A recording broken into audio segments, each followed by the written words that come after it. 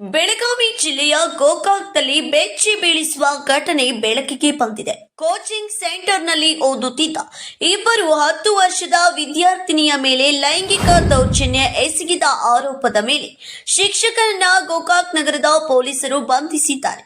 ಪ್ರಕರಣಕ್ಕೆ ಸಂಬಂಧಿಸಿದಂತೆ ಮತ್ತಷ್ಟು ಆರೋಪಗಳ ತನಿಖೆ ಮುಂದುವರೆದಿದೆ. ಹೌದು ವೀಕ್ಷಕರೇ, ಗೋಕಾಕ್ ನಗರದ ಶ್ರೀ ಲಕ್ಷ್ಮೀ ಸಭಾಭವನದ ಎದುರಿಗಿರುವ ಪ್ರಗತಿ ನವೋದಯ ತರಬೇತಿ ಕೇಂದ್ರದಲ್ಲಿ ಈ ಘಟನೆ ನಡೆದಿದೆ. ತರಬೇತಿ ಕೇಂದ್ರದ ಶಿಕ್ಷಕ ಗಿರೀಶ್ ರಾಜಗೌಡ ಪಾಟೀಲ್ ವಯಸ್ಸು 35 ಎಂಬಾತನನ್ನ ಪೊಲೀಸರು ಬಂಧಿಸಿದ್ದಾರೆ. ಆರೋಪಿ ಮೂಲತಃ ಚಿಕ್ಕೋಡಿ ತಾಲೂಕಿನ ಕರಗಾನ್ವ ಗ್ರಾಮದ ನಿವಾಸಿಯಾಗಿದ್ದು, ಕಳೆದ 4 ವರ್ಷಗಳಿಂದ ತರಬೇತಿ ಕೇಂದ್ರದಲ್ಲಿ ಶಿಕ್ಷಕರಾಗಿ ಕೆಲಸ ಮಾಡುತ್ತಿದ್ದರು.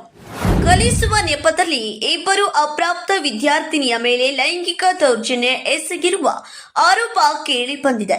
ಸುಮಾರು 1 ತಿಂಗಳ ಹಿಂದೆ ಪಾಲಕರು ಮಕ್ಕಳನ್ನ ಕೋಚಿಂಗ್ ಸೆಂಟರ್ಗೆ ದಾಖಲಿಸಿದ್ರು.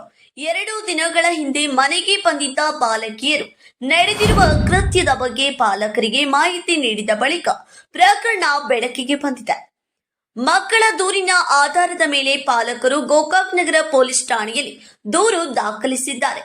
ಪ್ರಕರಣ ದಾಖಲಿಸಿಕೊಂಡ ಪೊಲೀಸರು ತಕ್ಷಣವೇ ಆರೋಪಿಯನ್ನ ಬಂಧಿಸಿ ವಿಚಾರಣೆ ನಡೆಸುತ್ತಿದ್ದಾರೆ. ಪ್ರಕರಣದಲ್ಲಿ ಇನ್ನೂ ಯಾರಾದರೂ ಭಾಗಿಯಾಗಿದ್ದಾರೆ ಎಂಬ ಬಗ್ಗೆ ತನಿಖೆ ಮುಂದುವರೆದಿದೆ.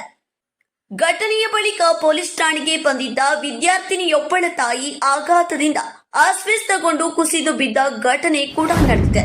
ಸಂತ್ರಸ್ತ ಕುಟುಂಬಗಳಿಗೆ ನ್ಯಾಯ ಒದಗಿಸುವಂತೆ ಸ್ಥಳೀಯರು ಒತ್ತಾಯಿಸಿದ್ದಾರೆ.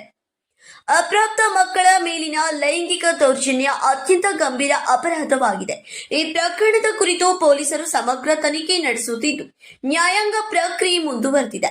ಆರೋಪ ಸಾಬೀತಾಗುವವರೆಗೂ ಆರೋಪಿ ಕಾನೂನಿನ ದೃಷ್ಟಿಯಲ್ಲಿ ಆರೋಪಿಯಷ್ಟೇ ಎಂಬುದನ್ನು ಗಮನಿಸಬೇಕು. ಸಮೀರ್ ಅರ್ಬಾವಿ, ಗೋಕಾಕ್ ನ್ಯೂಸ್ 23.